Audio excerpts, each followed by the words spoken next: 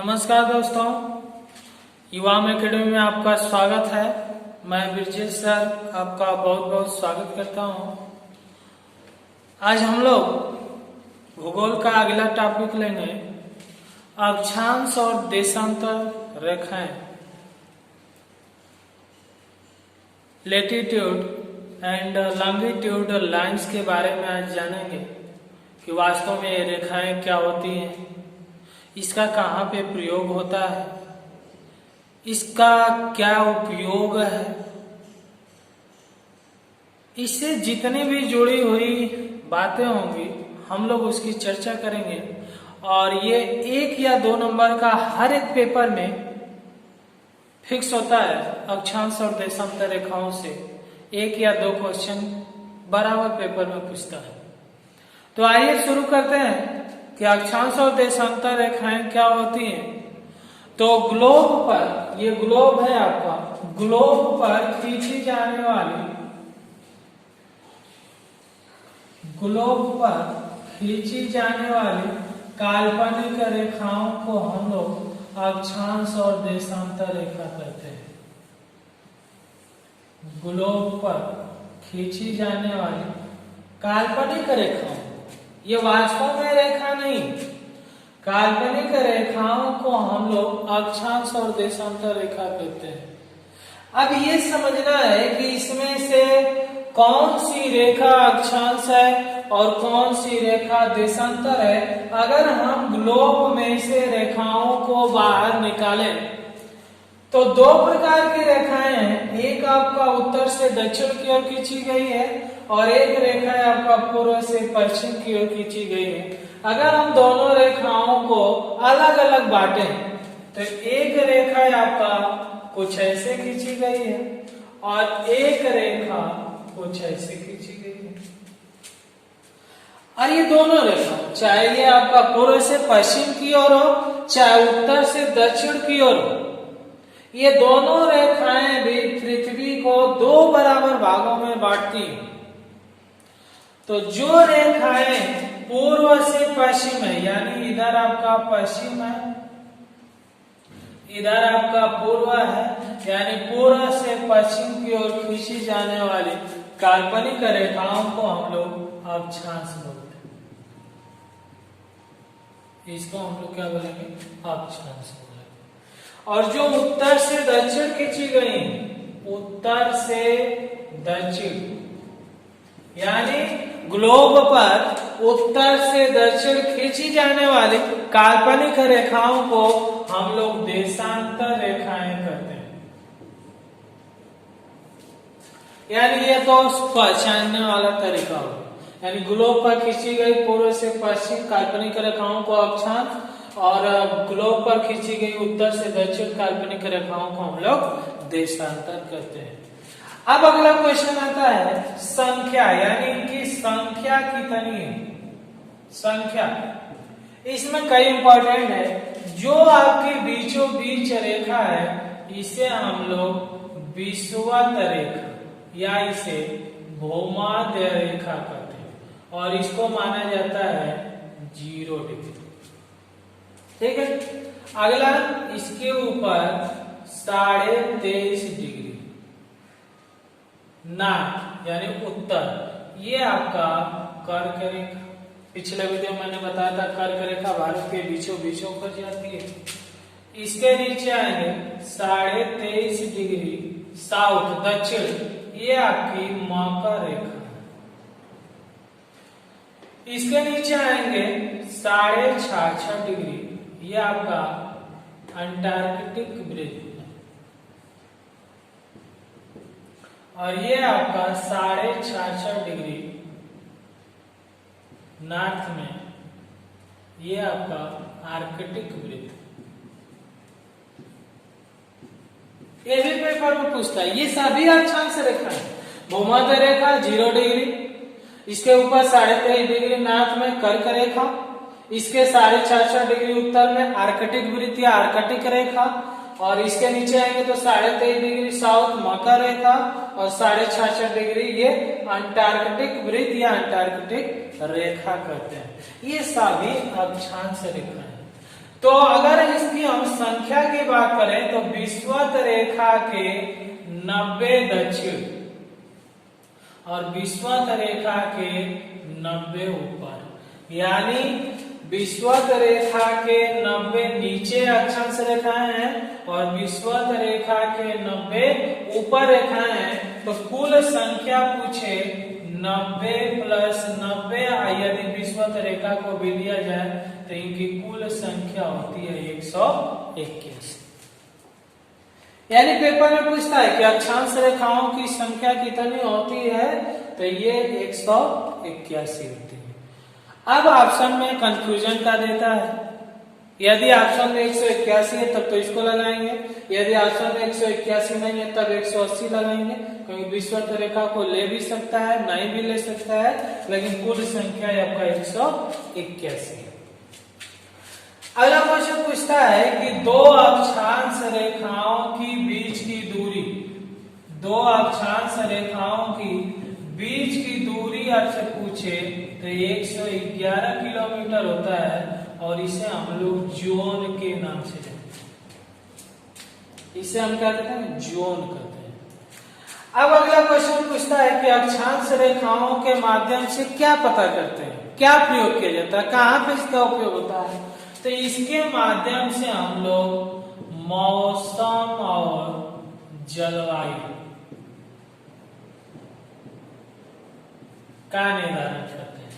यानी ये टेम्परेचर, कहाँ पे गर्मी है, कहाँ पे ठंडी है, कहाँ पे मौसम कैसा है, कहाँ पे गर्मी का मौसम है, कहाँ पे ठंडी का मौसम है, जलवायु, यानी अक्षांश रेखाओं से हम लोग मौसम और जलवायु का निर्धारण करते हैं।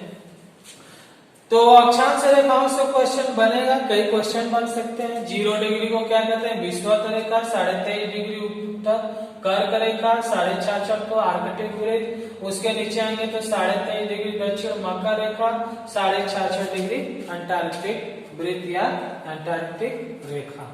इनकी संख्या कितनी होती है? 181। दो अक्षांश रेखाओं के बीच की दूरी 111 किलोमीटर और क्या कहा जाता है? तो जोन कहा जाता है। और अक्षांश रेखाओं से क्या निर्धारण होता है? तो मौसम और जलवायु का निर्धारण होता है। ठीक है, अब देशांतर को समझते हैं। देशांतर को समझते हैं तो देशांतर भी पृथ्वी को 2 बराबर भागों में बांटता है। यानी एक भाग में 180 रेखा और एक भाग में 180 रेखा, यानी इधर 180 इधर 180। तो देशांतर रेखाओं की कुल संख्या पूछेगा, कुल संख्या 180 प्लस 180 बराबर 360। ठीक है, अब दो देशांतर रेखाओं के बीच की दूरी अगर पूछता है, दूरी, इनकी दूरी होती है 111.32 किलोमीटर और बीच की दूरी को हम लोग कहते हैं गोरे, गोरे कहते हैं। अब कोई बार क्वेश्चन आता है कि दो देशांतर रेखाओं के बीच की दूरी सर्वाधिक कहाँ होती है, दो देशांतर रेखाओं के बीच की दूरी न्यूनतम कहाँ होती है? तो देखिए, सर्वाधिक आपका बीच में होगा, विषुवत रेखा के पास में, यानी जो लाइन है ये विषुवत रेखा है, इसके पास में दो देशांतर रेखाओं के बीच की दूरी सबसे अधिक होगी, जबकि ध्रुवों पे दो देशांतर रेखाओं के बीच की दूरी सबसे कम होती है। तो ये भी क्वेश्चन समझिएगा, यानी दो देशांतर रेखाओं के बीच की दूरी कहाँ सर्वाधिक होगी? विषुवत रेखा के पास, और सबसे कम कहाँ होगी? ध्रुवों के पास। ठीक है, अगला होता है कि देशांतर के रेखाओं के माध्यम से हम क्या ज्ञात करते हैं? तो देशांतर रेखाओं के माध्यम से हम लोग समय और तिथि का निर्धारण करते हैं, समय और तिथि का निर्धारण करते हैं। यानी इससे समय का निर्धारण होता है, प्रत्येक देशों का समय, विश्व में ये समय का निर्धारण करती है। अब क्वेश्चन आता है कि कौन सी रेखा है जिसे समय को माना गया है और कौन सी रेखा है जिसे हम लोग तिथि या डेट को ज्ञात करते हैं? तो समय को ज्ञात करने के लिए पूरा विश्व का है 0 डिग्री देशांतर रेखा, और ये कहां से गुजरती है? ये इंग्लैंड के जीएमटी से होकर गुजरती है, यानी 0 डिग्री देशांतर रेखा को मानक समय माना जाता है। ठीक है, आइए कुछ और समझते हैं। देशांतर रेखा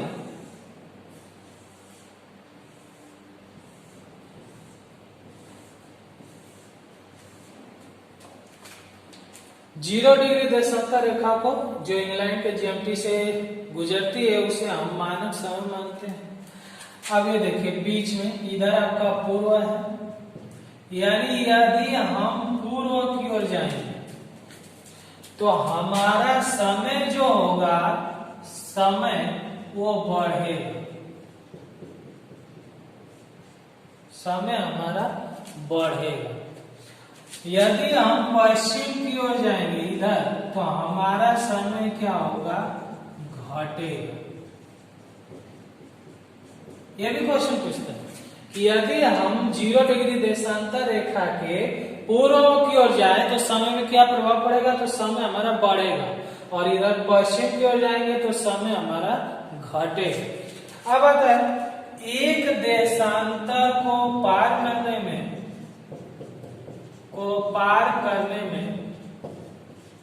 कितना समय लगता है।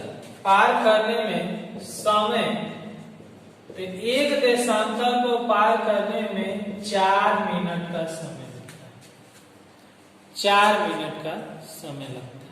ठीक है, एक देशांतर को पार करने में। अब कुल देशांतर रेखाओं की संख्या कितनी है, 360। कुल 360, यदि 360 देशांतर रेखा है तो प्रत्येक पे 4 मिनट का समय लगेगा।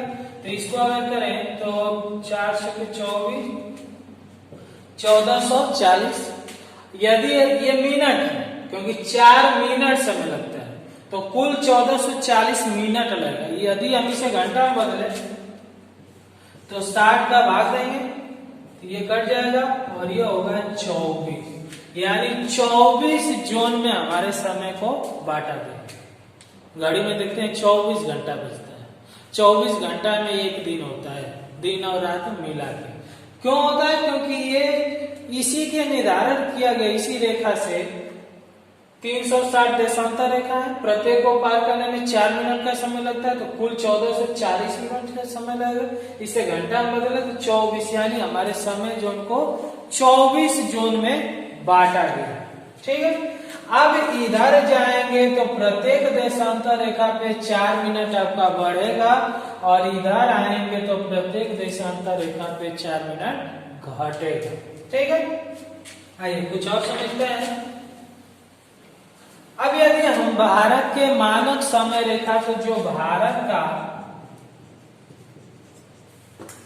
मानक समय रेखा है क्या है, 82.5 डिग्री पूर्वी देशांतर, 82.5 डिग्री पूर्वी देशांतर। पूर्व में जाना है, 82.5 डिग्री पूर्व में। हमने बताया कि पूर्व में जाएंगे तो समय आपका बढ़ेगा, तो 82.5 को हम लोग 82.5 भी लिख सकते हैं। और प्रत्येक देशांतर को पार करने में 4 मिनट का समय लगता है, तो 82.5 को पार करने में 4 का गुणा कर देंगे तो कितना होगा, 330 मिनट, 330 मिनट। अब इसे घंटा में बदले तो 5 घंटा 30 मिनट, यानी हमारा जो समय है जीएमटी या इंग्लैंड के मानक समय से 5.5 घंटा क्या है, आगे है। ये बहुत इंपॉर्टेंट क्वेश्चन है, कई बार पेपर पूछता है कि भारत मानक समय से कितना घंटा आगे है, तो 5.5 घंटा आगे है। और क्यों आया तो आपको हम दिखाएं कि क्यों आया, 5 घंटा 30 मिनट आगे। ठीक है, तो ये समय की बात हुई। तिथि का निर्धारण कैसे होता है, तो तिथि के लिए 180 डिग्री पूर्वी और 180 डिग्री पश्चिमी रेखाओं को लिया गया, यानी देशांतर रेखा, इससे तिथि का निर्धारण होता है। यहां से 180 माना गया है अब 180 से यदि पूर्व की ओर जाएंगे और 180 से हम पश्चिम की ओर जाएंगे तो दोनों के तिथि में 1 दिन का अंतर होगा। जैसे ये 4 मिनट का अंतर बढ़ रहा था घट रहा था, वैसा ही मान लीजिए यहाँ पे अगर भारत में 23 तारीख है तो उसी समय इधर आएंगे तो यहाँ पे 22 तारीख है। इधर आपका 24 तारीख है तो इधर आपका 23 तारीख है। यानी इन रेखाओं से तिथि का निर्धारण होता है और इससे 1 दिन अंतर होता है, पूर्व से पश्चिम 1 दिन कम होता है। और तिथि को 1884 में 180 डिग्री पूर्वी 180 डिग्री पश्चिमी देशांतर रेखाओं को अमेरिका में तिथि रेखा घोषित किया गया था 1884 में। ठीक है, तो ये देशांतर रेखाओं से जो क्वेश्चन बन सकते थे उनको हमने बताया। एक बार रिपीट कर लेते हैं कि अक्षांश क्या है, तो पूर्व से पश्चिम की ओर खींची जाने वाली रेखा। देशांतर क्या है, तो उत्तर से दक्षिण की ओर खींची जाने वाली रेखा। अक्षांश की कुल संख्या 181, देशांतर रेखाओं की कुल संख्या 307। अक्षांश के माध्यम से क्या ज्ञात करते हैं, तो मौसम और जलवायु का निर्धारण करते हैं। देशांतर रेखाओं के माध्यम से क्या निर्धारण करते हैं, तो समय और तिथि का निर्धारण करते हैं। 0 डिग्री देशांतर रेखा कहाँ से गुजरती है, तो इंग्लैंड के जीएमटी से। उसका समय भारत के समय से कितना अंतर है, तो हमारा समय उससे 5.5 घंटा आगे है। समय को कितने जोन में बांटा गया है, तो 24 जोन में बांटा गया है। ठीक है, 2 देशांतर रेखाओं के बीच की दूरी कितना होती है, 1 से 11.32 किलोमीटर। अक्षांश का पूछेगा तो 1 से 11 किलोमीटर। कहाँ पे दूरी अधिक होती है, तो विषुवत रेखा के पास। कहाँ पे कम होती है, तो भूमध्य रेखा के पास। यदि हम पूर्व की ओर जाते हैं तो 4 मिनट समय बढ़ता जाता है, यदि हम पश्चिम की ओर जाएंगे तो 4 मिनट से समय घटता जाएगा। तिथि की बात करें तो इधर 1 दिन बढ़ेगा, इधर बात करें पश्चिम की ओर तो 1 दिन घटेगा। ठीक है, एक क्वेश्चन और पूछता है जो आप बताते हैं। अगला क्वेश्चन पूछता है, जैसे पिछले वीडियो में हमने बताया था कि जो हमारा समय रेखा है 82.5 डिग्री पूर्वी देशांतर रेखा, वो कितने राज्यों को काटती है, तो वहां पे हमने बताया 5 राज्यों को काटती है। वैसे ही पूछता है कि 0 डिग्री देशांतर रेखा किन देशों से होकर गुजरती है या किससे होकर गुजरती है, ये भी क्वेश्चन पूछता है। तो Greenland, Norwegian, Britain, France, Spain, Algeria, Mali, Burkina Faso, Ghana तथा अटलांटिक महासागर से 0 डिग्री देशांतर रेखा गुजरती है। ठीक है, तो दोस्तों हम लोगों ने देशांतर और अक्षांश रेखाओं को जितने भी उससे क्वेश्चन बन सकते थे हमने आपको बताया। अब आपकी जिम्मेदारी है, आपका कर्तव्य है कि आप इस वीडियो को 2 से 3 बार देखें, याद करें, क्योंकि जितना याद करेंगे उतना लाभ आपको प्राप्त होगा। और इस लॉकडाउन में आप निराश मत होइए, क्योंकि सभी वैकेंसी होंगी, सभी परीक्षाएं होंगी, तो अपना तैयारी मत छोड़िए। तैयारी, पढ़ाई, ज्ञान, विद्या ये कभी व्यर्थ नहीं होता है। जितना इसे अर्जित करिए उतना ही कम है।